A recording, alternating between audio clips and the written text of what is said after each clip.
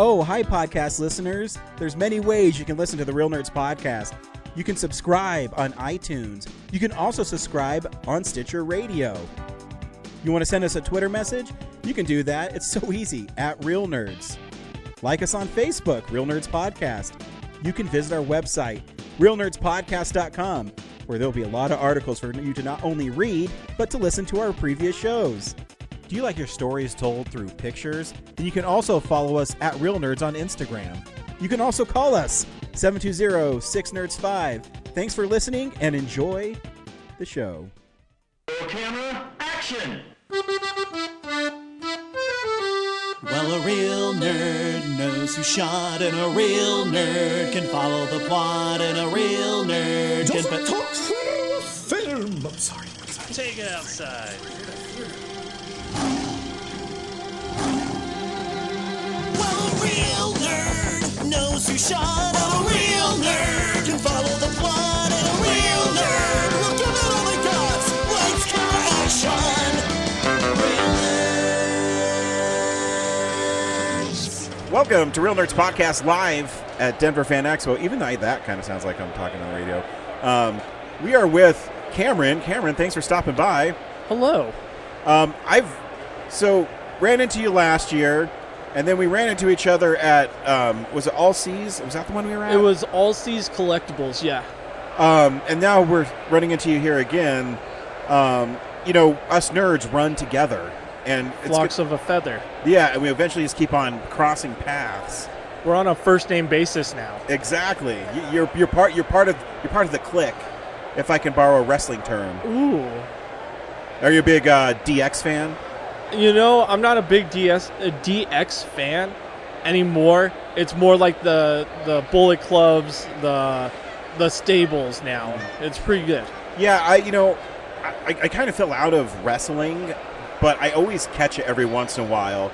In fact, my little guy, his birthday last year, Raw was in town, so I took him because I'm like, this will be fun. And Dominic Mysterio, I was really impressed with because he gets so much heat and how he can get people just to hate his guts. I go, I like this guy. You're like, wow, I want to be a villain just like that man. Because I remember when I was watching wrestling and he was that little punk kid. I guess he wasn't a punk, but Eddie Guerrero and Rey Mysterio were wrestling for the parental rights of him. Yeah. So now that he's where he is, and then Rhea Ripley, that woman is quite the performer. Ooh.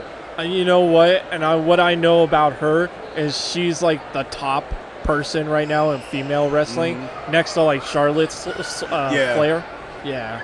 Yeah, so it's fun. But I'm more of like a 1990s wrestling guy.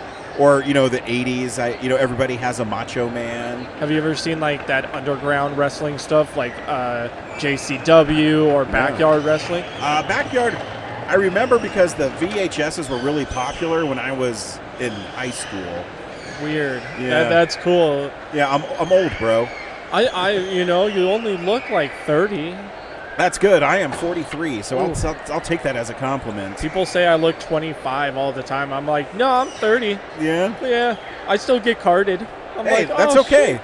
I see, when you get old, you get these Mr. Fantastic streaks of gray in your hair. You getting them? I got pepper. Yeah. I got the pepper look. Mine's cool because it is Mr. Fantastic. It's really in my temples, so it's cool. I tell my wife, she says, who is Mr. Fantastic? And I go, oh, she doesn't care. But it's okay. So, but let's talk about you. What brings you to FanExpo? Was last year was it your first one or not? So I've been going to FanExpo for every year since I've been little. But I think mostly as a child, it was about going with my dad. Yeah. Being like, oh my God, there's a celebrity. And now as an adult, it's like video games, meeting actors. Or people that I remember being resonating with. Yeah, and when you have your own money, it's easier to do what you want to do. Yeah. As you get older as a collector, the things you want just cost more money, I found. And then when you leave this place, you're like, what did I blow $1,000 on? Oh, yeah, it's bad. The one thing that is cool about having a booth is I don't blow money very fast because I'm stuck here. But if I was walking around for, a couple hours, oh, man, not good. You're like, I'm glad that I'm in this little contained area. Yeah, because I see all these amazing Spider-Mans I need, and it's all the old ones, and they're minimum $200-$300. So if I was walking around too much, I'd have too many of them.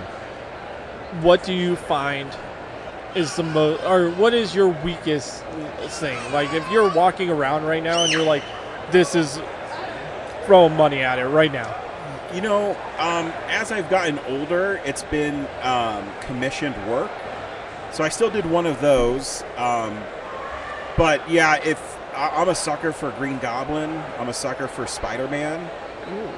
So if I walk by and I see a Green Goblin piece or I see something with Spider-Man, I will stop.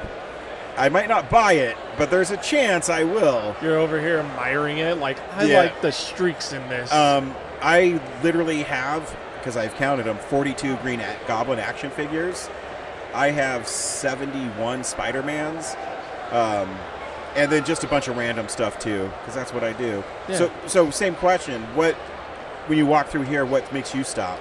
Luckily for me, it's right now Xbox games and VHS tapes. That's right, because, sorry to interrupt you, but when I talked to you last, you're doing something unique with Xbox, and you should tell everybody about it. So I have as of yesterday, I have over 300 games. I want to play each and every one of them and keep the good ones, sell the bad ones. And you're trying to beat every single one, correct? Exactly. Which one is surprisingly good that you've played and you couldn't believe it? I mean, I know it's going to be hard because it's an Xbox, but, try to humor me. Don't worry, PlayStation fan. I get it. So right now I'm playing Silent Hill Homecoming. Yeah. And it's considered one of the worst Silent Hill games on the generation, both PS3 and Xbox. Yeah. It is surprisingly really good. Oh, you like it, huh? It is tense when it needs to be tense, and it is nerve-wracking at the least when it needs to be. And it's just like I'm walking down a hallway and nothing's going on. I go into a room, I pick up a key, walk out that door, and it's like, yeah. I think I've had to stop one time because I got scared, and I'm really? like, yeah, I've had to close out of the whole game, and I'm like, damn. Yeah, Silent Hill games are fun. The remake they did of Silent Hill 2 is really good. I'm a Resident Evil guy. I think the Silent Hill, their stories are really, really bizarre. Yeah. I think that it might be the Japanese influence on them more so, where Resident Evils kind of pay homage to American horror and things like that. From what is it called? Like an outsider's perspective of American horror movies. Yeah. Paying homage. Now, on the flip side of that, do you think a lot of horror movies today owe a lot to video games or Silent Hill's creators? I think in terms of how the horror is presented, yes. I think when you watch horror films now, I mean, when I was growing up, Friday the 13th were getting X ratings, and you watch them now and you go, this is getting an X rating? Because, I mean, you watch something like The Monkey or even Walking Dead on TV, and they're literally, pulling guts and stuff out of people. I think video games has helped with that because it's a medium that is so popular that people don't realize a game like, Call of Duty generates $1 billion its first weekend it's released. Yes. A Resident Evil game sells 40 million copies, and that's a lot of people playing that game. And just to be fully transparent, I'm the video game buff, and obviously the real nerds are movie buffs. So it's two different. Yeah. It is two different languages sometimes. But I was going to reference Final Destination Bloodlines. Mm-hmm. I don't know how many people went into that movie or how much it made domestically or worldwide, but I would assume that it's kind of like your B-rated video games. They're making $20,000 million or something, Yeah, horror movies have a tendency to kind of break through. Bloodlines, like you talked about, I think has made over $100 million, which is the highest for that franchise. But I think the accessibility of those, I think why people like them is because like it's an okay movie, but the event of, each person dying, there's some setup to it. A lot like a video game where it's, you go into a room, you put a gem in this one statue and it turns, and then the monsters come in. A lot of video games have influenced them in that way, I think. Huh. Sorry to go off the rails. You're good. I actually came here with something that I wanted to talk to you personally about. Sure. And sorry. You can. So how I met you was talking about physical media and the preservation of it and where to find those and where to go and how to keep it alive. Yeah. Now, I owe a lot of debt to you because I learned to myself that digital is not really a way to go. As a video game collector, I was already collecting that stuff.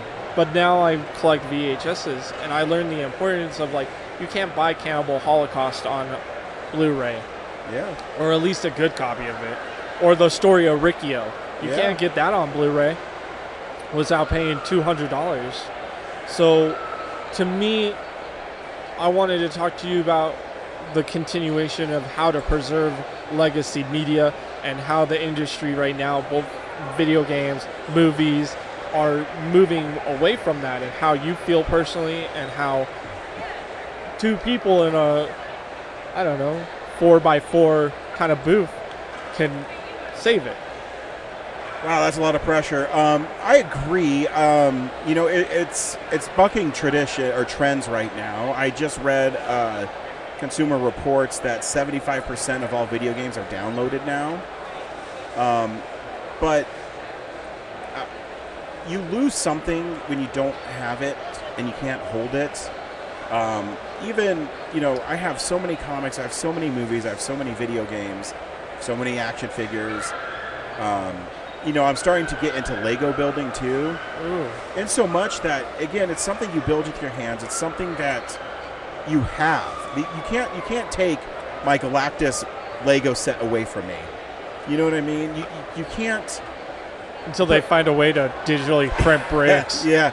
A perfect example is we're in our Friday the 13th themed booth. They released a Friday the 13th video game that has to be connected to a server at all times. Friday the 13th, about 4 years ago, or longer than that, has been entangled in legal problems. Yes. So they kill the servers, and now you can't play the game anymore. And being connected to the internet, while is cool, it also really affects your ability to enjoy stuff. And I'm not a fan of that. And I agree with you, as I do like the Avengers game that they put out. They turned off the servers for that. And I know there's some legal battles going on. There's some petitions right now that are getting huge amounts of fan. Fan support. Yes, support and action, and it's going to put into law that those companies that make those digital games with time limits are going to have to, give something back to the consumer, because it's $70 to buy a game. It is. You're right. There is a movement starting for it, and I mean, it was in Congress last year about loots too. Yep, loot boxes. Because it is really kind of a detriment right now to games. I'm a big Mortal Kombat fan, and Mortal Kombat 1 is really fun, and you can grind it, but it ended up making a lot of people not happy because, you need to buy this skin, you need to buy this one, you need to get in-game currency. The only way you can unlock fatalities is if you grind and grind. I don't mind the grind because I like the game, but at the same time, it's, to get the second fatality on everybody, you have to get every character to level 15. That's brutal. And you know what? They did do that thing that made everybody angry, is they put in seasonal fatalities, and they were $1.99 each. Yeah, I did get them only because I got the collector's edition, and it came with the dragon crystals already with it. But I'm not I'm going to buy in-game currency because I think it just promotes this kind of style of gaming. And I'm not even blaming the developers. I'm guessing whether it's Call of Duty, whether it's Mortal Kombat, whomever it is, they make the game, the developers come up and say, hey, or the publishers, it's cool that you want this, but we need stuff that when people go online that we're going to charge 99 cents, $1.99 to get. And it kind of,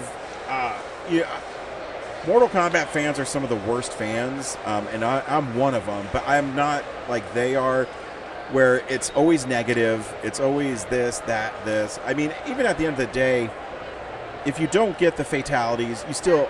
I have not bought a costume or a skin, and I mean, my Melina, I think she has 190 different skins. I want to see the game record save on it, too. I want to see it.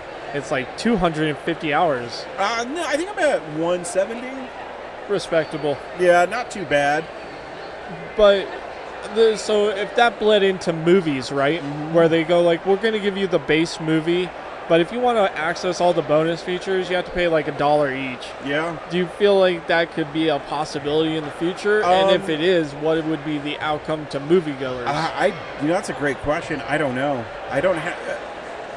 The studios, like game publishers, they want to change your habits. They have to some extent.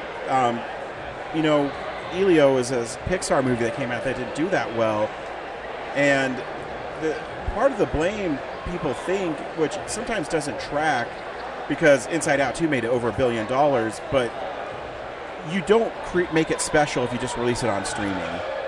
You don't make it special when you do something like that. So I don't think I would pay $1 for a behind-the-scenes thing. Having said that, I do buy collector's editions of movies that I don't mind.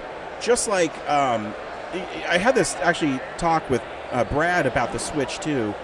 So the Switch 2, the new Mario Kart is $80. I'm cool with games being expensive if you give me the content immediately. Yeah. Don't charge me $80, $90, $100 like they're talking about for GTA 6.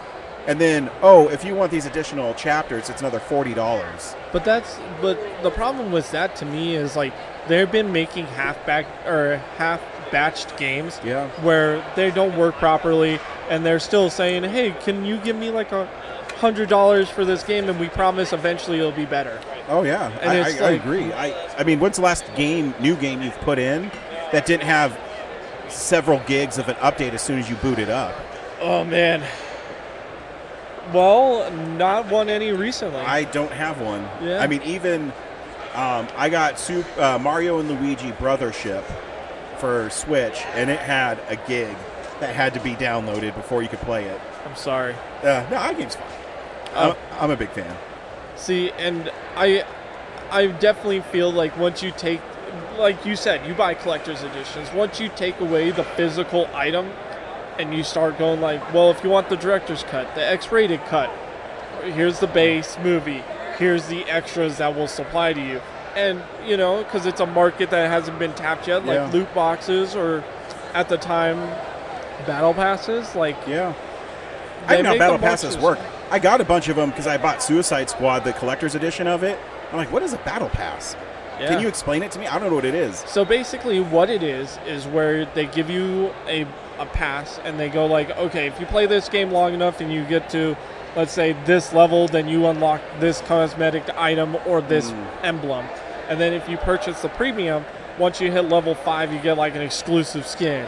Or they give you 10 levels, you get like another skin that's a little bit cooler than the last one. And it's a cosmetic pass that... So it's not a separate mission. It's while you play the game and the character levels up? Yes, exactly. It's kind of like if you had Skyrim and then they give you like a cool sword once you hit level 5. Yeah, I think I've already missed out on that because I know they turn those off too, I believe. Fortnite's a great example of it. So if you ever play Fortnite... Haven't. Well, good for you. I envy you.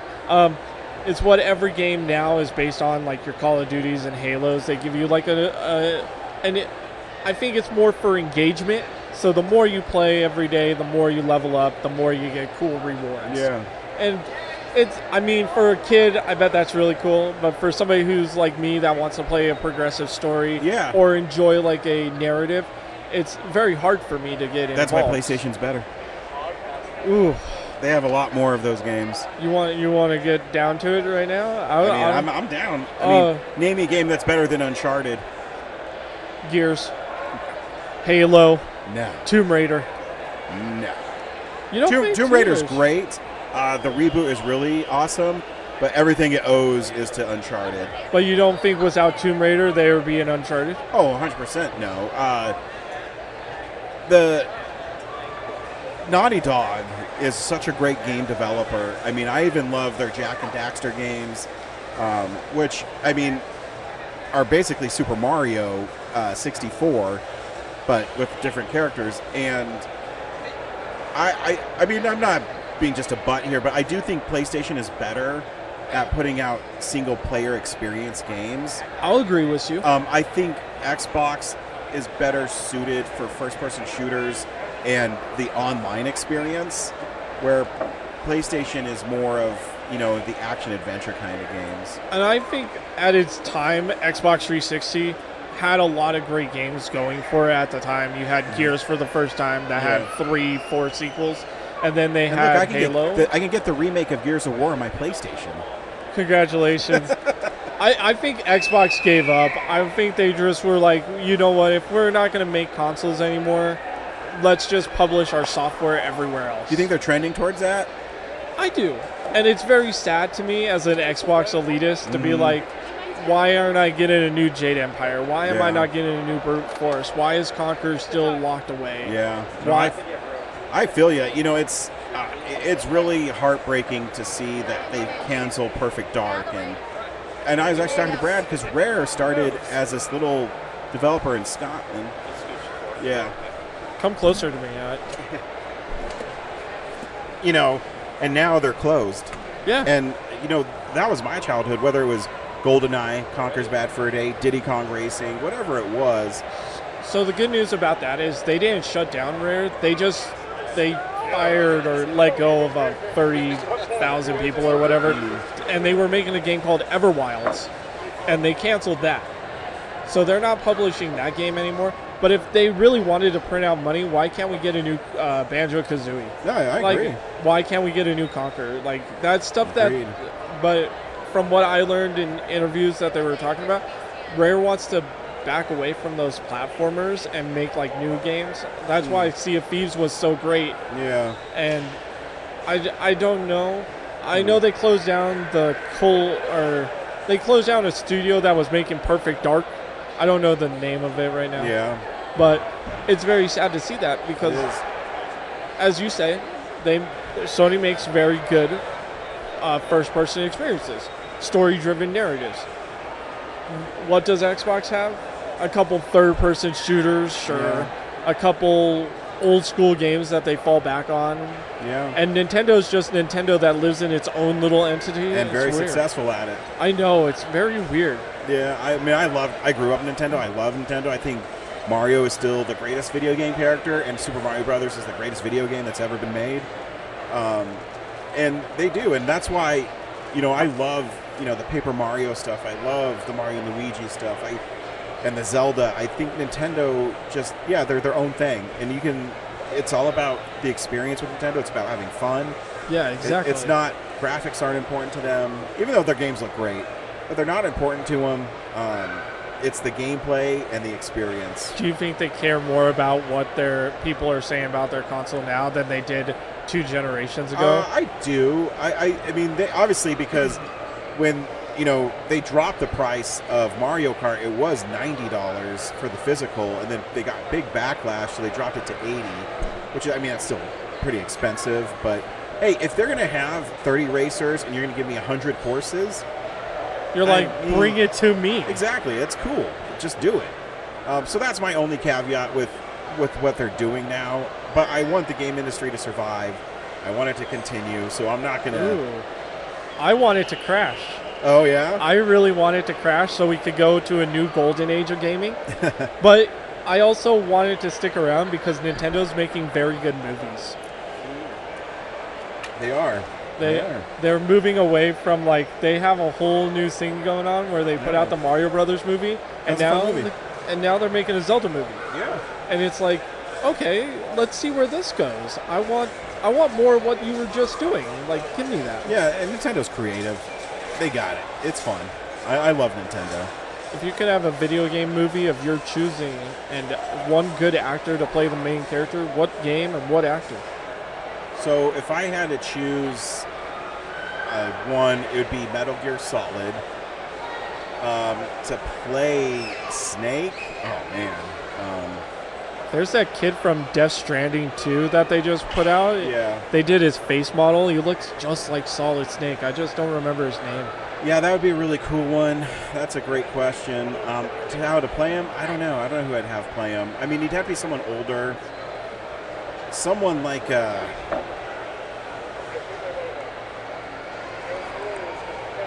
have to be like mid-40s, a little grizzled.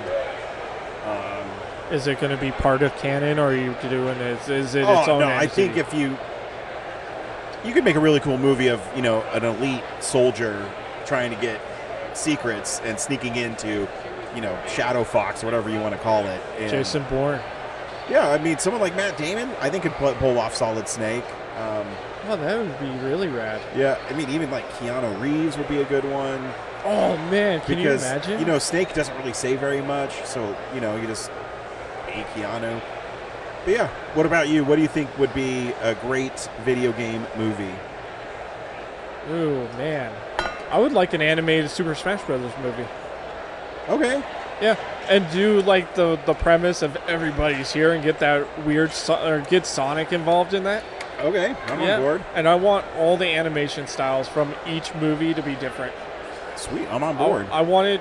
I feel like it'd be cool. Get a Kirby movie going, dude. Oh man. You know what? That might be coming. You never know. And I'll be on the front row, and I'll just be like, "All right, real nerds, let's talk." And then the headlines are going to say, "You know what movie doesn't suck? Kirby." Who would have thought a little puffball brings so much love? He really does. Cameron, thanks for stopping by. Thank you for having me. I appreciate it. It was a fun talk. You're always welcome. We're always around. Yeah. I really enjoyed talking to you, to Brad. It was fuck fun. Brad. Oh, me and Brad had a conversation about Elio and how he fell asleep through it. Oh yeah, he falls asleep in every movie. Before I totally leave, have you seen Elio? I have. Did you cry during it? No. I did think it was a really cute movie though. I cried at least twice. Yeah? Tearjerker, bro. Yeah, it's a very cute movie. And it's one of those movies that what it means to be a family. Sometimes it's not the family you want, it's the family you get, but it's okay. I took it as no matter how alone that you might feel, there's always somebody there that's in your corner. Absolutely, that's a better way of saying it. Well, thank you for having me, Ryan. Cameron, thanks for stopping by. Appreciate it. A real nerd knows who shot. A real nerd can follow the plot. And a real nerd will give it all they got. Lights, camera, action. Real nerds. Thanks for listening to Real Nerds Podcast, a Nebulous Visions production. Stream or download episodes, read articles at realnerdspodcast.com. Stream us on Apple or Google Podcasts, Stitcher, Spotify, or iHeartRadio. Follow us on Facebook, Real Nerds Podcast, Twitter and Instagram at Real Nerds. Watch us on YouTube, Real Nerds Podcast. Email us at realnerds@gmail.com. Call us at 720-6nerds5. Thank you to Sparks Mandrill, Mike at Plan 9 Studios, and Bolognium for all of our groovy theme songs.